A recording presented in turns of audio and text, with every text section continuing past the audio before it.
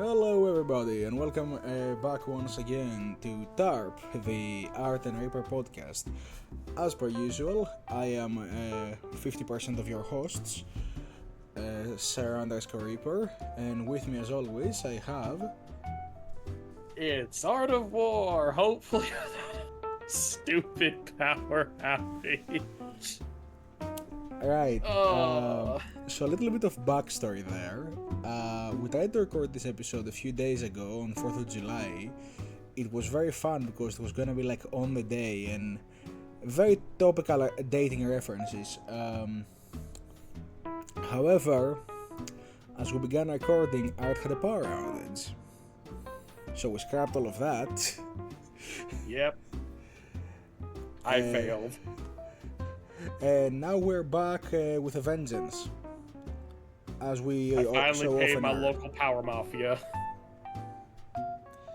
Yes, the electricity cartels. Yep. So, there is a lot of things that we should be discussing as of today. Indeed.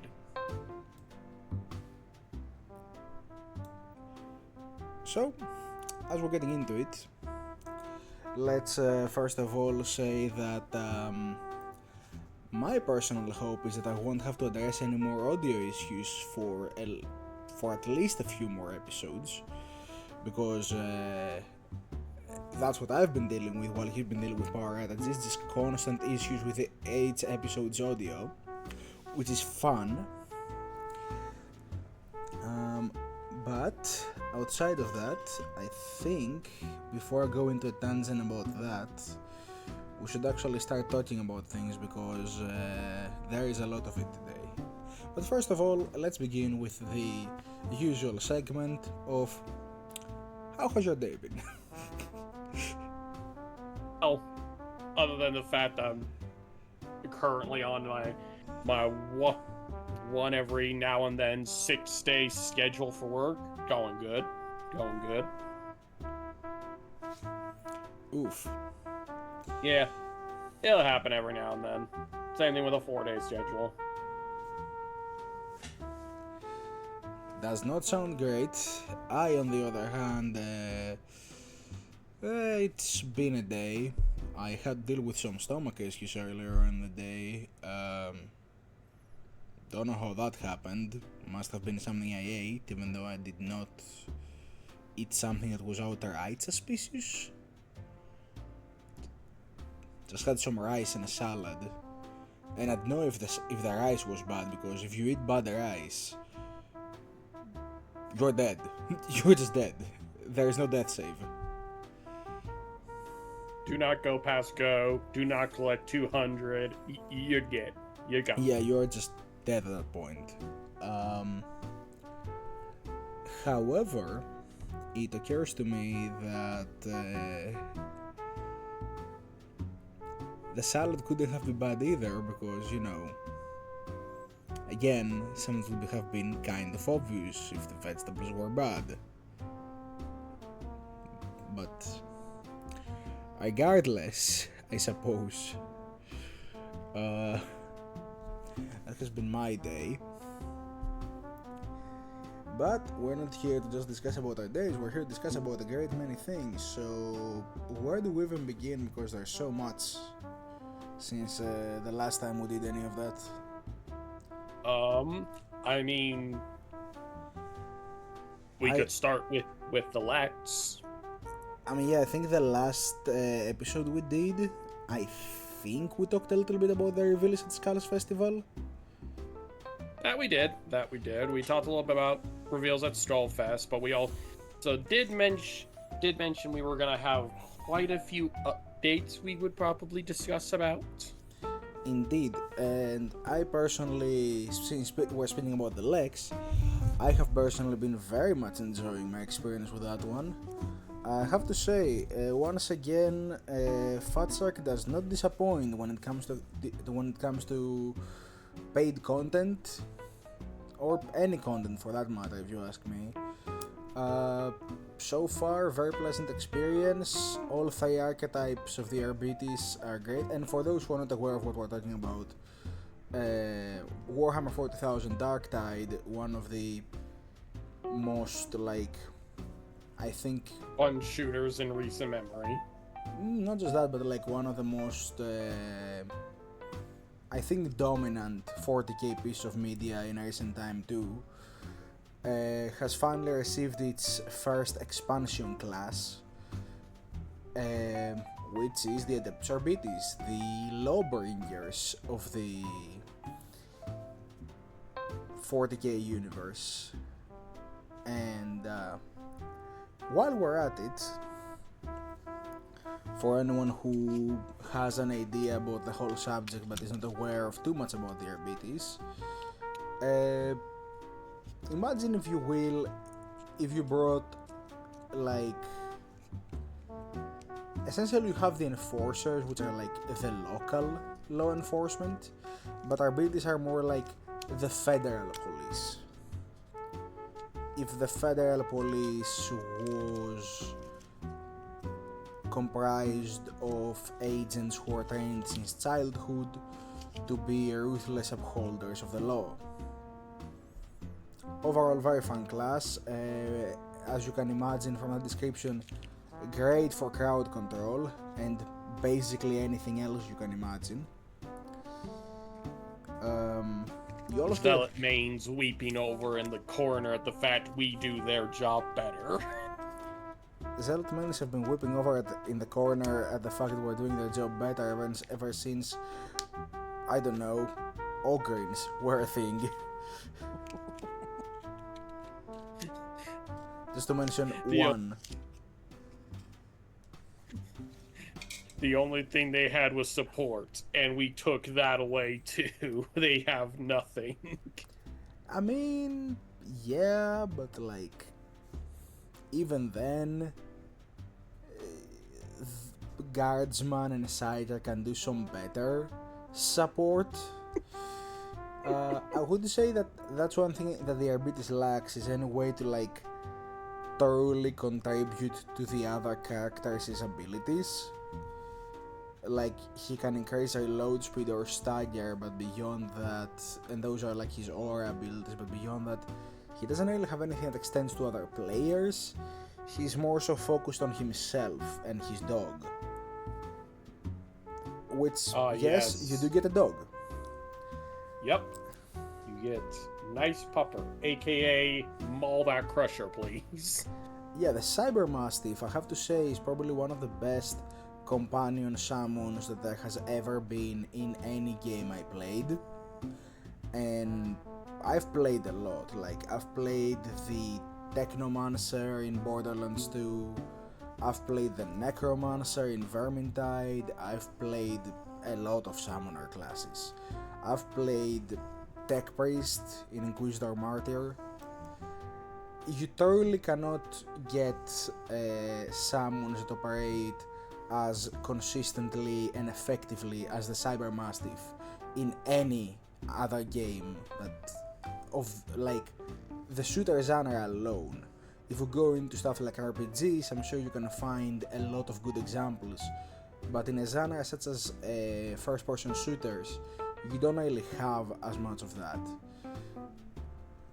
I think the closest I can think of is the Cyber Mastiff from Necromunda, but even then it wasn't really like as active on its own without taking orders. It did some stuff on its own, but not much, and was a little limited in what it could take down. The Darktide Cyber Mastiff, however, can potentially solo a monstrosity if you build it correctly. Yeah. I mean, try playing for. I mean, we've seen about to our audience who hasn't. Try looking up player Arbites and seeing Cyber Mastiffs mauling a monstrosity to death. It's truly a sight to behold. Oh yeah, I mean, there is that, and then there is the fact that there is a lot of just good things you can do with the Arbites. Like, we talk a lot about the loner perk not working as well because you technically leave the cybermastiff aside to get some personal buffs, but even those personal buffs don't like hinder you in any way because you're leaving the mastiff behind. You can still play the game in a consistently good efficiency and performance. It's just leaving the mastiff aside has its own negatives. Yep. But I genuinely haven't played like all 3 milestones, all 3 auras, all 3 blitzes, all 3 career abilities. I can't find one that I would say is objectively worse. I mean, Castigator is objectively way too overpowered, but I wouldn't say the others are worse for it, you know? I mean, if you got 3 other competent people, have just the person who's playing the Castigator just aggro a Demon Psyker and watch everyone else just murder it as you're just sitting in the corner with your shield up. I mean, that, and also I do believe Castigator is so good as far as an ability goes that it could legitimately go as far as like being nerfed down to a 50% from an 80 and still be a consistently good choice to take it.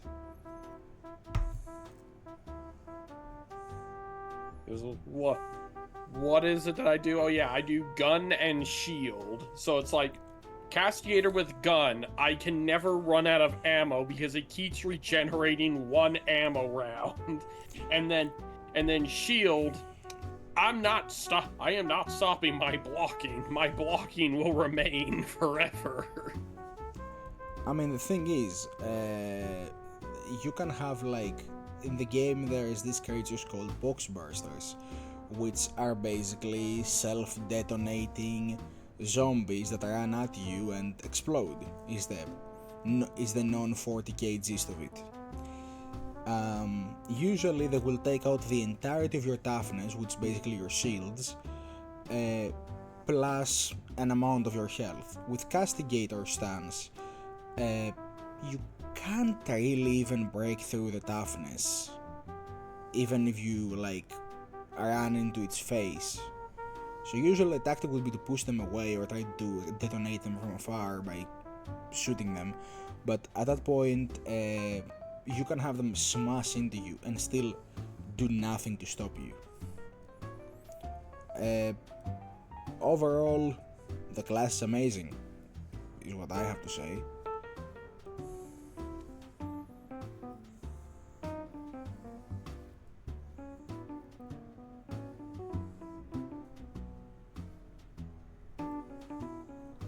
Arbites, the absolute joy of Darktide at the moment.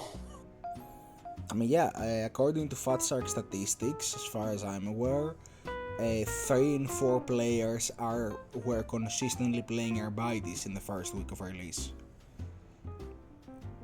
And also, there was the matter of pricing at $12, I think.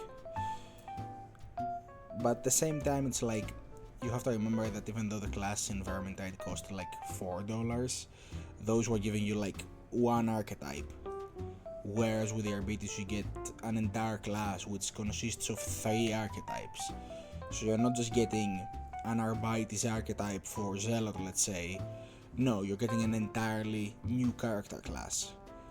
It'd be as if at the beginning of Vermintide 2 you had only Saltspire, Kruber, Bardin and Carillion, and they added Sienna as a DLC with everything Sienna comes with. Yeah, it would be kind of worth more money than if they just gave her the Necromancer. Yep. Also, since we're on air now, I'm going to ask you, what do you believe will be the next class we'll see when, you know, the story progressed to that point?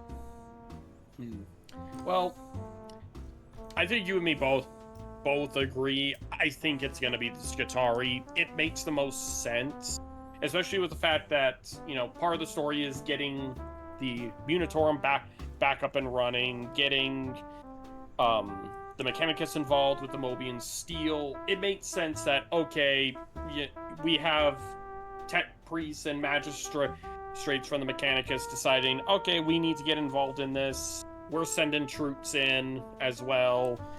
Enter Skitarii, and honestly, you got quite a few you could actually do with for a tree in that one, with between the Rangers, Vanguard, and the Marshal. So you actually got a pretty good sizable one to actually go with. I actually think that the Thais will be more akin to Ranger, Vanguard, and Sicarian, the assassins. So you would have a Thai focused more on a close range support with Vanguard, a Thai more concentrated at ranged fire with Ranger, and a Thai that's a lot more about mobility and taking out targets in with quick succession, which would be the Sicarians. Those are my speculations, at least, on it.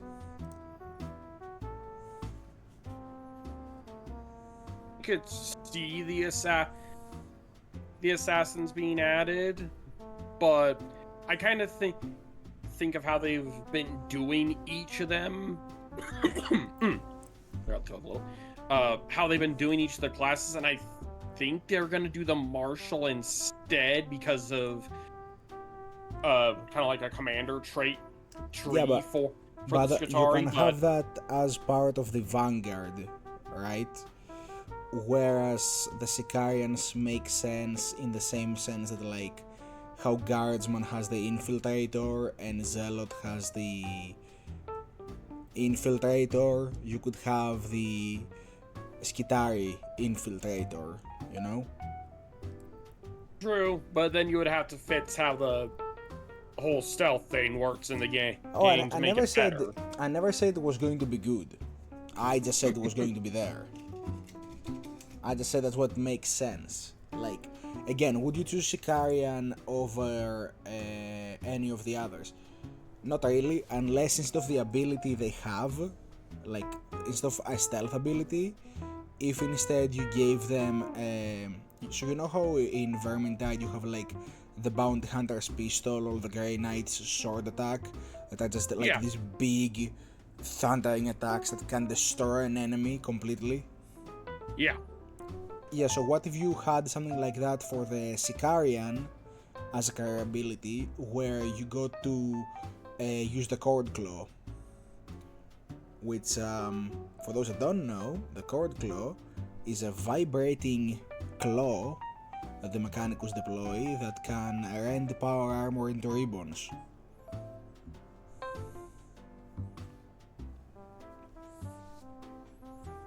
So I think that could play as a very good career ability if you want to bring back those kinds of abilities. Because in all honesty, Darktide doesn't really have any of that.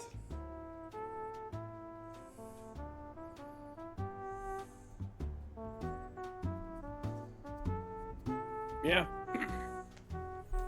I think the closest you get to having an ability like that is Zealot's ability with a Rush attack. Believe so, yes. But even then, it's closer to Saltspire's Zealot ability, where he charged in and did the big like strike down and threw everybody away.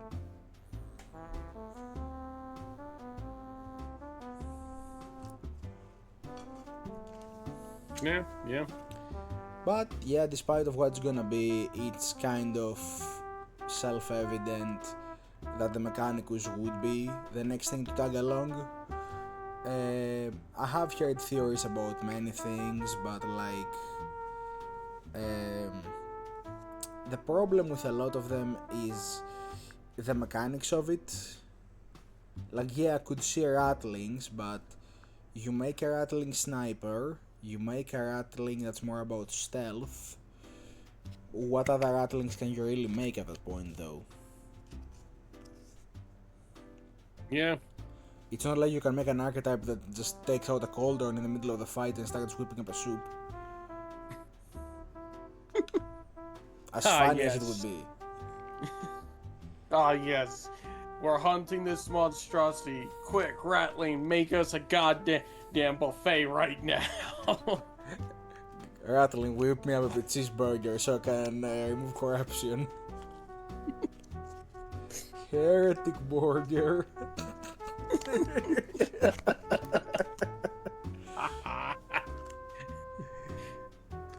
So yeah, I do not think there is much hope there.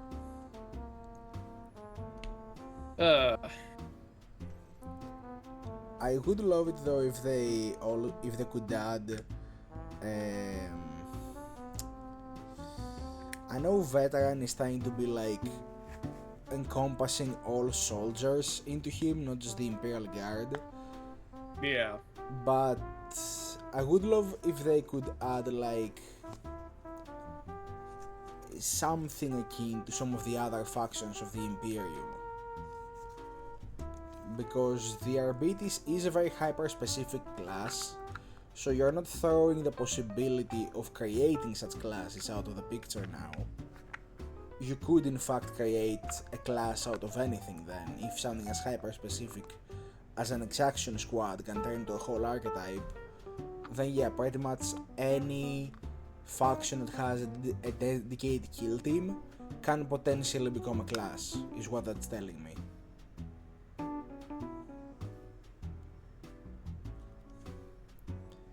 And to that extent, you want to know what I would like to see? What? Dare I ask? So, imagine if you will, if they found some way to like play around with the mobility features of the game a bit better, and we got something like, you know how in one of the recent kill teams they had I think it was called the Aquilans, which are these new stormtroopers with the jetpacks. Yeah. Yeah, I would love to see something like a stormtrooper class where one of the abilities you can get is using the jetpack to like get to a vantage point or hover over the enemy so you can lay suppressive fire from above. Okay. Either that or give me more like stormtrooper weaponry for the existing classes, because we still don't have a hell gun, we still don't have a grenade launcher. You know, we're missing a majority of their tools, which is what leads me to believe that they could be their own class in the end of the day, you know?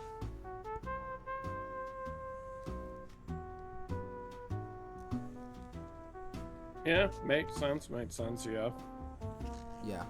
And also, while we're at it, the other window that opened with the Arbites is that classes can have more than 2 unique weapons. So you could hypothetically create basically any class with that theory, because originally we had the idea that if they add a new class, what are gonna be like the 2 weapons you'd have to pick for that class.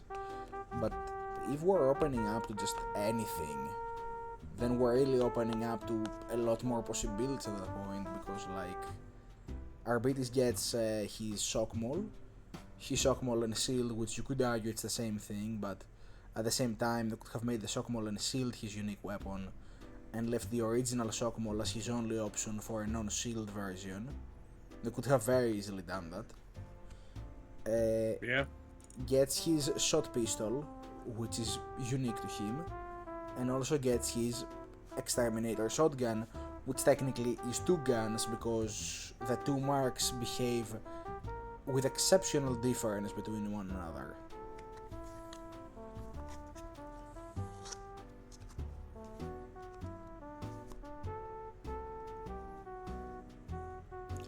So yeah, I just think it opens up a lot of possibilities by allowing that to be the case.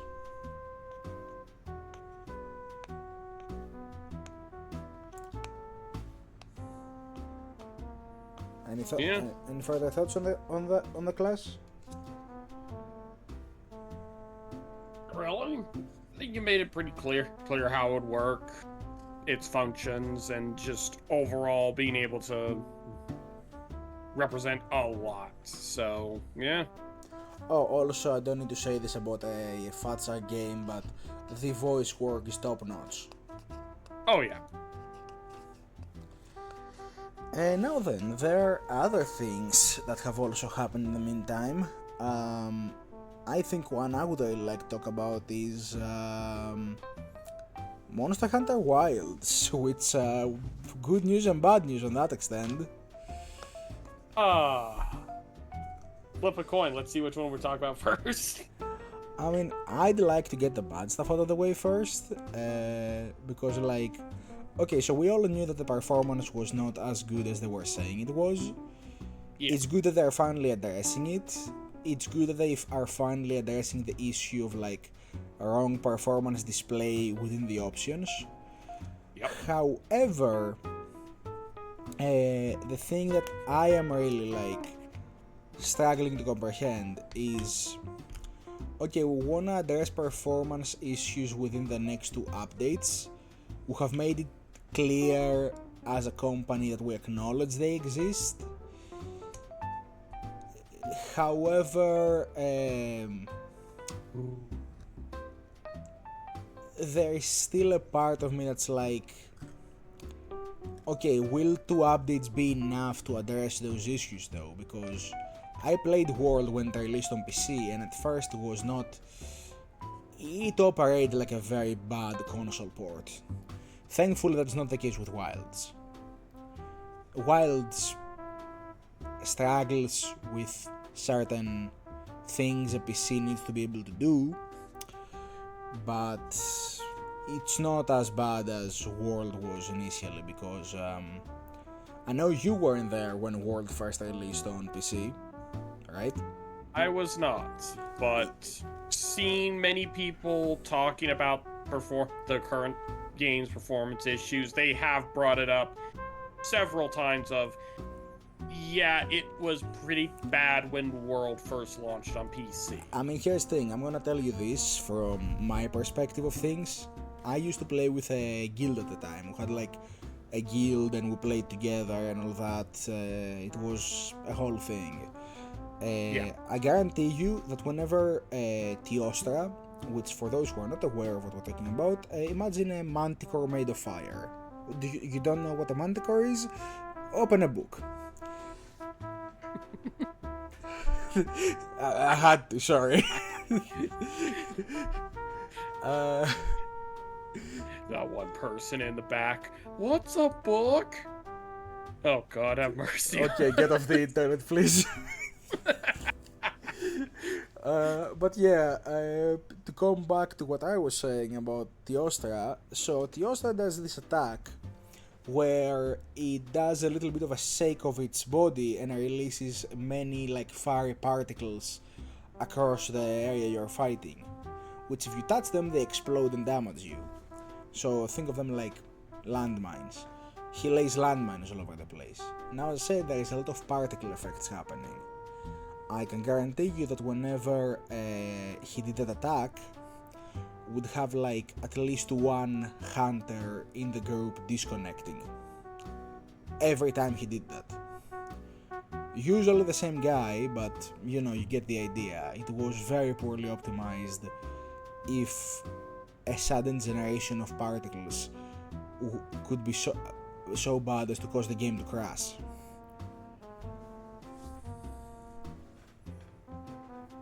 So you get an idea of where World was initially. I haven't experienced that with Wilds though. I have not seen people straight up crashing to desktop all that much. I have heard of it happening. I have heard of it happening on systems with a very specific type of components, which I will not name on air. Art knows what I'm talking about, knows what exactly I'm talking about, and I'm sure he gets the hint. idea what you're talking about. No idea. Exactly. I am not gonna pick a fight with any companies right now. Not today. Tomorrow, maybe. We'll get to that rant later. Get me enough subscribers and I will out them all. Don't worry about it. But yeah, and it's not only that. It's also the fact that the world had severe connection issues and still does. Which, to be fair, Wilds is doing a lot better, and I'm sure it's gonna get much better as time goes on. I just want to bring up the bad news first, because it's like a lot of people were complaining that the game was not operating as well as it was promising to. And I have to also like play devil's advocate for a second here, because like, you know how Capcom basically released that form that was like, okay, we are updating the options menu so that correctly displays your VRAM so you can understand if you are exceeding your capacities. Of course. Yeah. When I opened up my options, I was basically exactly at like the comfortable limit of where the capacities of my VRAM were. Yeah. I wasn't exceeding it, and in the previous state of the game, I was far below. Now, I will say, while Capcom had a duty as a developer to show us the correct performance and the correct requirements from the get-go, and not do what they did, it also kind of falls on the person using the computer to understand when their computer is not operating in the way it should, and to understand that something is wrong. Like, I understood something is wrong and changed my options, and I know many people who did. So, in all honesty, it kind of becomes a thing of like, at what point is it only the developer's fault, and at what point, if you were experiencing issues, you should also have figured out that like you should have optimized yourself better despite what the numbers on the screen are saying. You know, just by essentially just by the performance you are seeing compared to the performance they're telling you it has. Yeah. I don't know what your experience with it was, but like, did you exceed your VRAM capacity when you checked your options after the updates? Not really, no. Like, I've been having it pretty much working just fine. Like, yeah, that's I've what I'm had saying. no experience of the stuttering or anything, and honestly, I don't run my settings very high to begin with. So the only issue I have with it nowadays is that when I load into an area, right, for the first like second and a half, 2 seconds, some textures will not have loaded properly and will have like poor meshing on them. Yeah. But that's about it, and honestly, that does not happen in any like monster fights. It doesn't happen in any like important situations, and it has never happened. So I'm good enough as is, and I'm certain after the performance updates it will be completely relieved. I also know the nature of who I'm experiencing the problem. It's a developer side thing. I know what technically, I know the broad term of how it would be fixed. I don't know how much work it would take to fix it. That's why I'm not gonna talk about it, because while I know some technical terms, I am not aware of all the technicalities going on behind the issue. So I'd rather not be one of those people who go on the internet and pretend to be the genius while not being aware of what they're talking about, which is very topical nowadays. Extremely Let's just topical. say this. Yeah, let me just say this right now. If you're gonna be a you know, a smart aleck here and act like you know how your computer works better than an expert, go to an expert. Not like, only that, if you it's don't also know like, what's going on, go to a goddamn expert. it's not just the hardware, it's also the software, right? Yeah. Yeah, and like, I'm not going to name any circumstances or any people or anything, but we're living in times where day by day more and more people are proving to us that maybe you should do research before you start talking about online, because making stuff up will only get you so far, and people will notice eventually, and you can't really hide behind the excuse of you didn't call me out then, why are you calling me out now? Again, we're not gonna name any circumstances, but if you're aware, you know what we're talking about. If you're not aware, you sweet innocent child. If you're not aware, bless you. You were the fortunate one. The fortunate son. Anyway, on to the good stuff though. So Art, I'm sure I've told you already, but ever since Lagiakos was found in the files of Monster Hunter World, people have been hyping me up to fight Lagiakos. And you still say he is shiny. I mean, yes, that is literally my only issue. In all the promotions and hype I've been getting since 2018, he always looked bigger. I mean, I'm sorry, but he literally pulled out of the water, came on land, and my first thought was, I thought he was bigger. And like, how many men have been in that situation? Am I right?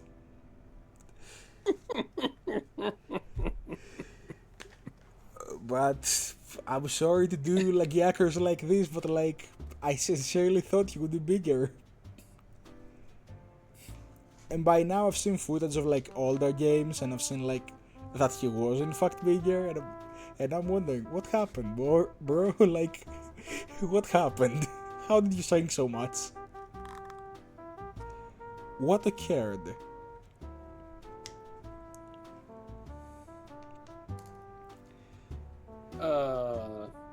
I mean, if we go by the theory that you said our characters got bigger.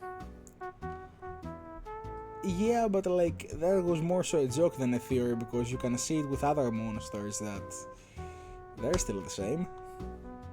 Unless all the other monsters also got bigger. I don't know. But yeah, like, for example, is it spoilers to talk about the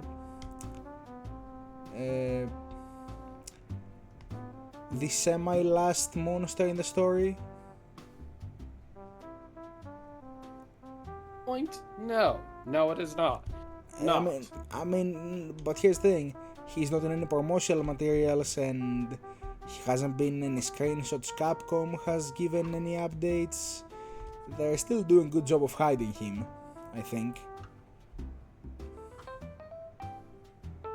Me looking at Monster Hunter YouTube. No. I'm just gonna call him the Shadow Man. I mean, the Shadow Man is very big, right? Yeah. And you know, when he opens up his wings and everything, he gets even bigger.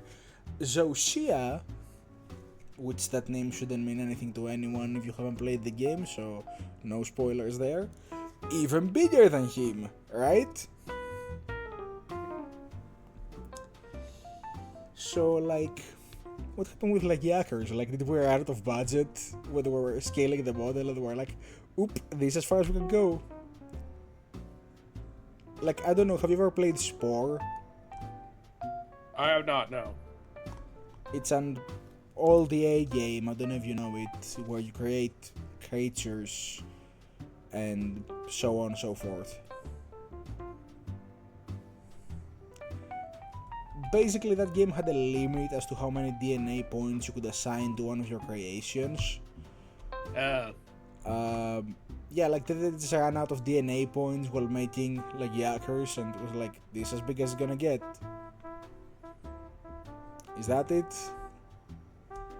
Because like, there is a free mode where you don't have to abide by the rules of the DNA points. Couldn't we just make him there? Like, what happened? As for the fight, I will leave you to phrase the thoughts on that one. You seem to have had a much better experience than I did. Yes, for me, I greatly enjoy the fight against Lagiacrus. One of my favorite, hands down. I mean, I've grown to enjoy it, it's just in the first few days where I was running it at like tier 5 difficulty tempered, because I was trying to get all those gems. It really was not fun just running into SOS with people who would dodge into his attacks and get instantly wiped.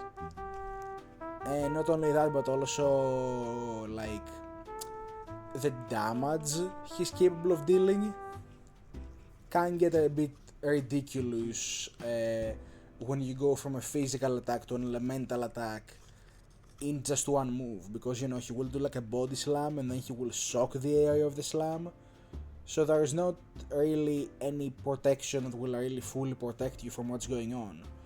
You can't block all of it reliably because elemental damage is not as resisted with physical weapons,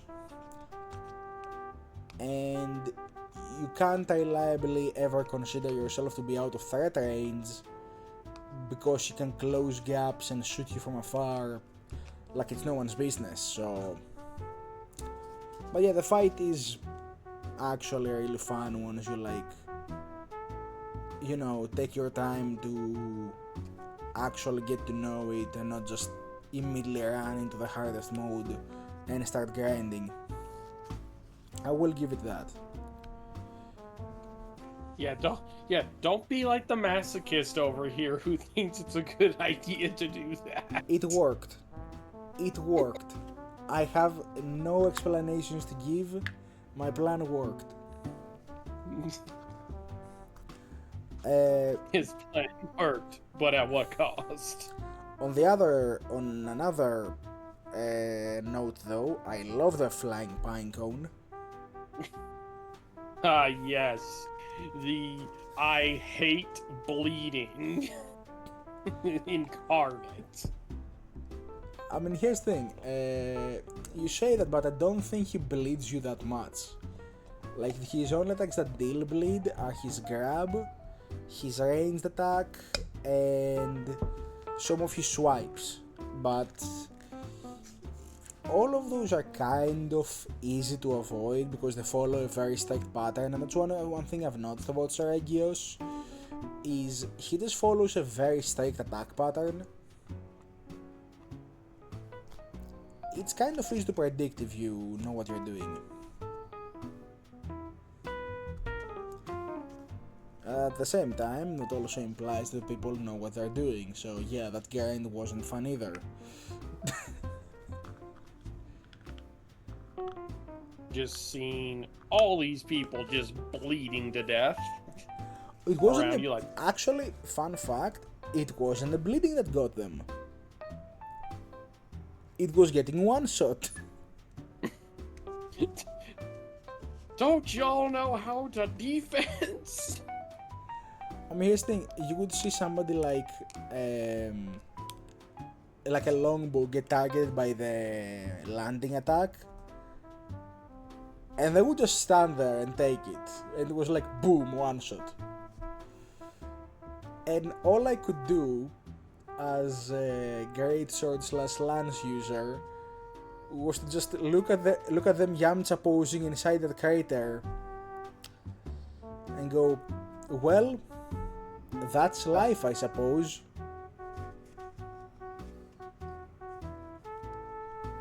Well, that's another dead body.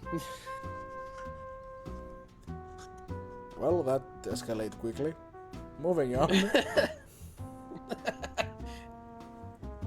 But yeah, that's basically the whole fight with Steve.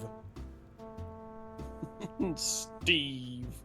I still have not found out why they call him Steve, and at this point I'm too afraid to ask. Same here. I just learned the nickname and I'm like, I'm not gonna look any further. I'm probably gonna go down a rabbit hole I'm gonna regret. I mean, what can you do? However, on other news, the Fashion Hunter side quest, very fun. I hope everybody had fun hunting down like monsters you had no reason to ever hunt.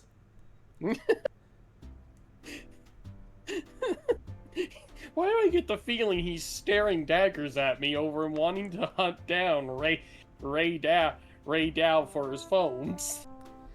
That wasn't that much of a problem. My problem with the Fashion Hunter quest line was the Chetacabra arena, like specifically. Oh god. Yeah, it was like, it wasn't an issue to do it, it was an issue of like, okay, so you want me to specifically get these specific gloves which specifically need Chetacabra coins.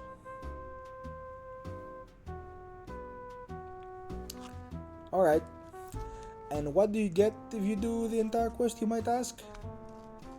The blacksmith's jacket. And if you're playing a male character, the jacket also gives you incredible abs.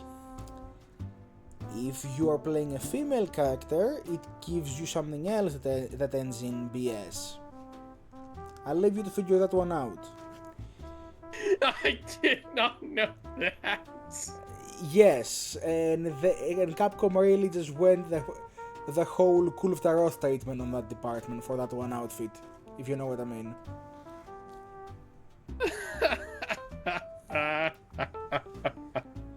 Yep. Oh.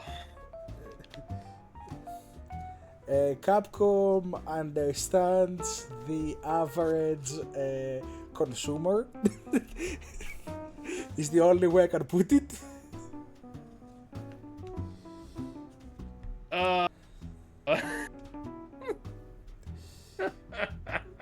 Yep. But hey, on other news, at the end of this month we're gonna have a festival going on Wild, so if you're a Wilds player out there and you didn't know, well now you do. I don't know why you would come here for new news, but you wanna know what I'm really excited about? August, getting that like collab with Fender. Yep. Yeah. Getting the Fender emote, and then we got the invasion of Duna Arch. That's this month. No, I thought it was next month. Oh no, that is like a week after the event basically.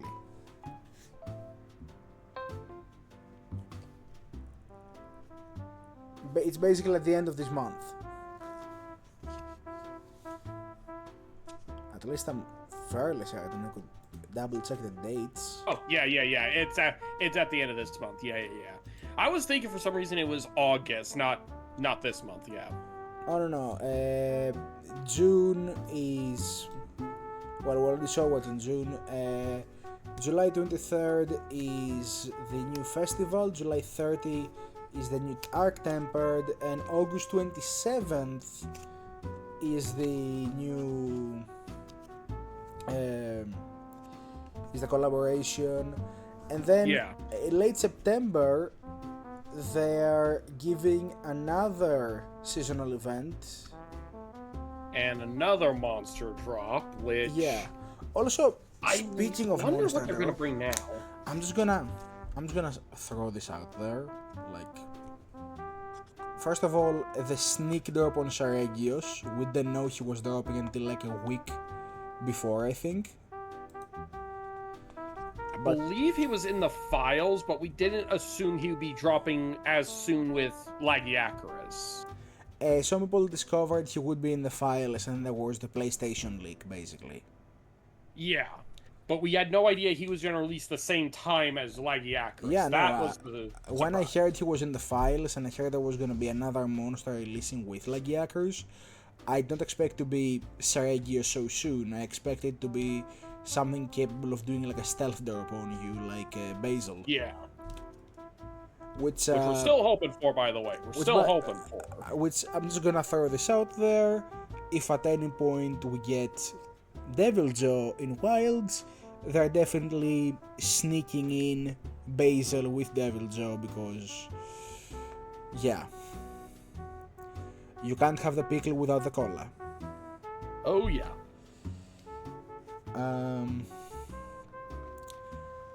Oh, and of course, since we're talking about it, I'm just gonna make a very brief mention to this, but do you think it's a bug, a mistake, or something we haven't figured out yet? The fact that they added 3 new weapons that are just not visible right now. Yeah, so for those who probably haven't seen this or have no idea, when me and Reaper were looking at the weapons, because we were genuinely curious what was going on with them, in case just to see what light accuracy was, we discovered, what was it? Sword and shield. Sword and shield, longsword, and gun lance. Yeah, gun lance and longsword. Mysterious weapons. No idea what they are. I just think there was a mistake in coding and somebody leaked the trays a bit too early. Yeah, because I'm thinking they're supposed to be village weapons, because we got the insect glaive, kunafa spear. And I think that's what they're supposed to be, but I'm not certain. Personally, I have a theory for the longsword. I think they might bring the pickaxe back with an event, and I think that's what those might be. They might be event weapons. Because if you notice, the other villages don't really... Okay, sword and shield could be oil well basin, but shield and Shuja don't have weapons. Like, they're very, like, non-violent people. Yeah. So, and the Hoods definitely wouldn't have, like, actual weapons. So, yeah, while Kunafa made sense, and maybe the oil well basin having a weapon would make sense, like either the gun lance or the sword and shield, I could see either. The longsword leaves me perplexed, and also the fact that there's 3 of them leaves me extremely perplexed. I think they're just event weapons that are gonna be added with new events, and we're just leaked a little too early. Yeah. Like, you know, there was probably like some line of code that was like, okay, and they're gonna have these weapons after they defeat Lagiakos, and somebody forgot like some bit of spelling, and vroom, it happened.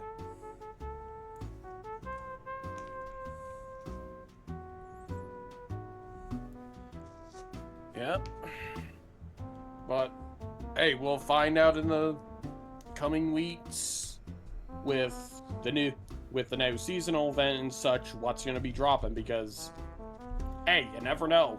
It might be some, because hey, you never know, it might be village themed weapons, it could be just something completely different, it could be the return of the pickaxe, which now makes 2 games where we can start running around in Minecraft. I still don't understand how the pickaxe is a longsword, like legitimately.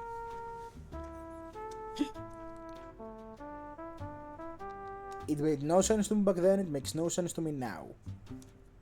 Hey, this is the same company that made mugs of ale and fish dual blades. No, you really gonna question? No, I've played Soul Calibur, so I understand those.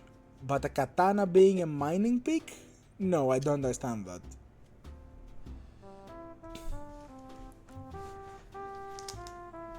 But yeah, despite all that, there is also important things with like other video game updates that happened during this time. Primarily speaking, a lot of other 40k stuff, which, looking at the clock right now, I don't think we'd have time to dive into yet, so we can save those for another time.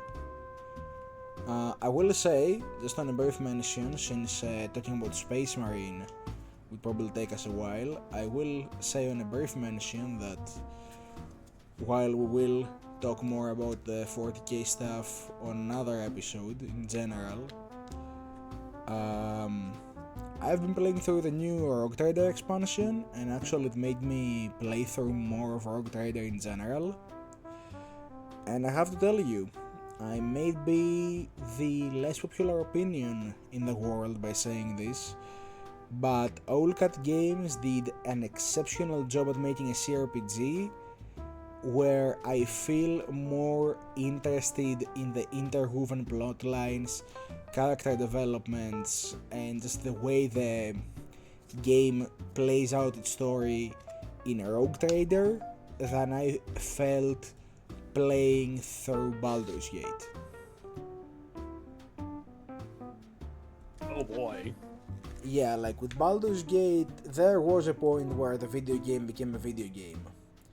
With Rogue Trader, I'm not there just yet, and it also helps that I've divested around 130 hours into my current playthrough, and I believe I'm like 30% through the final act now, after all those hours.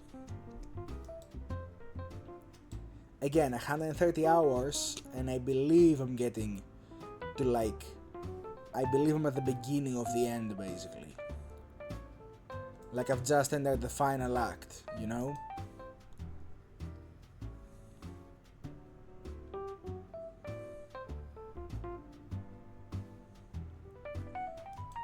And I will go ahead and say that like I have not done like remotely enough side quests for the point I am in the game.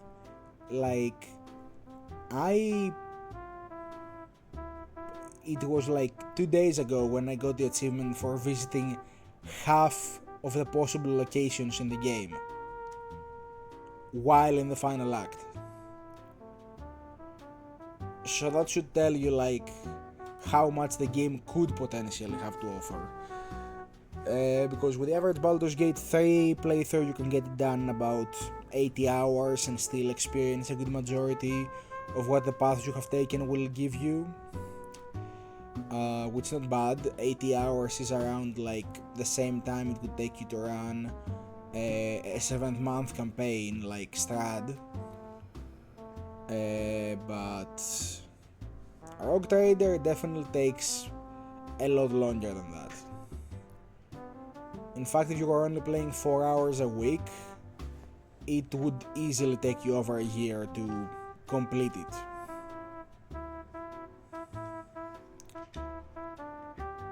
But that's the nature of the game. It also has like the colony management stuff, it has a lot more interwoven parts into it.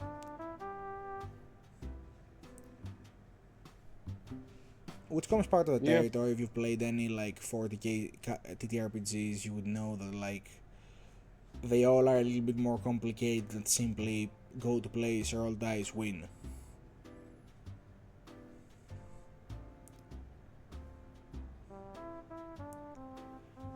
Yeah. I also, however, enjoy one thing that I think you would really like about that game, that once you get to late game, you actually feel like super powerful.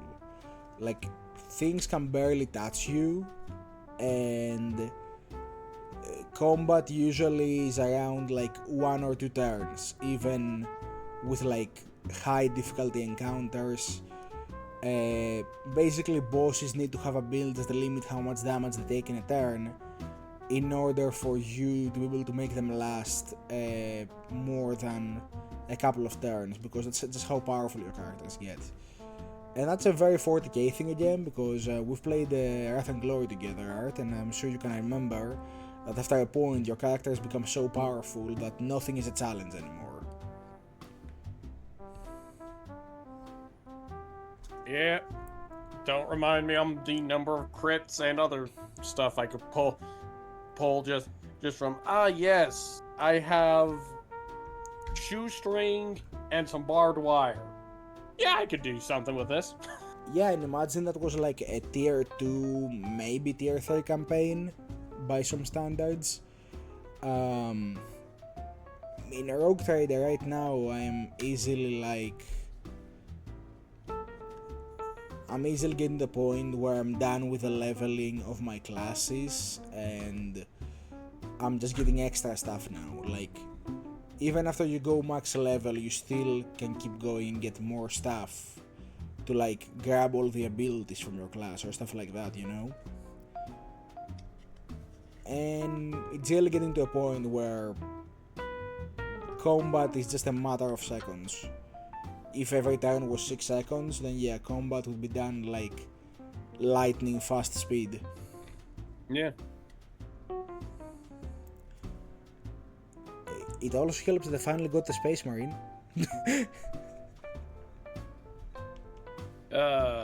Yep. But yeah, and as for the new DLC, amazing stuff. I'm not going to blabber on about it, but if you like Baldur's Gate, if you like playing TTRPGs, anyone listening to this, do yourself a favor and play Rogue Trader and get the DLCs for sure. It's 100% worth it.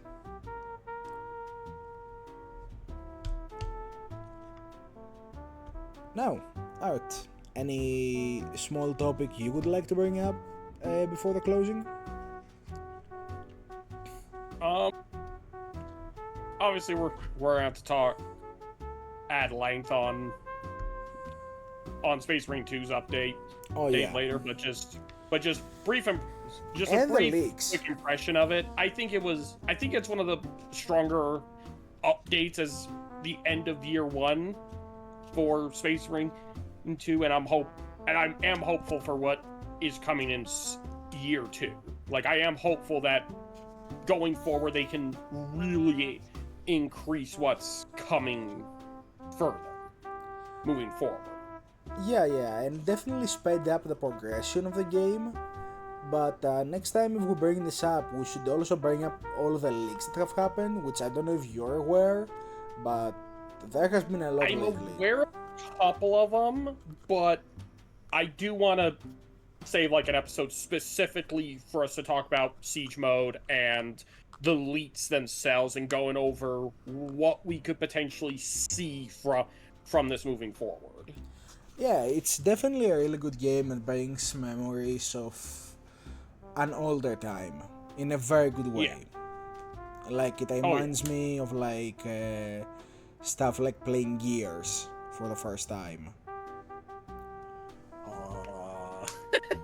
Yeah, but we're not gonna go into that tangent now because the tangent is gonna take a lot. And I believe at some point we should also do some episodes on the podcast in regards to like explaining some of the stuff we're talking about, because you know we usually like dive into these without really giving much context. So yeah, I think like I think that's something we should do, is a episode explaining what some of the stuff we're talking about, and then and also an episode on Space Marine 2. Right? Technically Those speaking, two need to happen. Technically speaking, we would need an episode to explain each of the things we're talking about, like an episode for each of them at that point. Yeah. Because there is a lot. Just a few episodes where it's just us talking about like the kind of things we're nerding over all the time. Oh Lord, some of them are gonna get nutty. Yeah, I mean, it's a good thing we're past the hour mark, otherwise I might have said the C word. And no, for those that think about it, it's not an organ of the human body, it was a planet. And I'm not getting into it. I'm not getting into it. Yeah, we are not doing that. We'll do it for an anniversary episode, but not now. No. Oh, so that's how it's gonna be, huh? Those are the shackles of the earth that I'm gonna have to bear. Alright, fine, I see. Well, I think with that promise, it's a good time to depart from the episode. Yep. So, would you like to begin our closing? Alright. This has been the Art and Reaper podcast with 50% of your of your hosts for the night or day, wherever it is. It's 5 o'clock somewhere. Art of War, as well as my co-host. And yes, I have been Sarah_Reaper. You can find me everywhere on the interwebs and your walls. And I think it's a good time to, bid you farewell. Say that I hope you all I think we hope you all enjoyed. And, of course, as always with this channel, have a good one.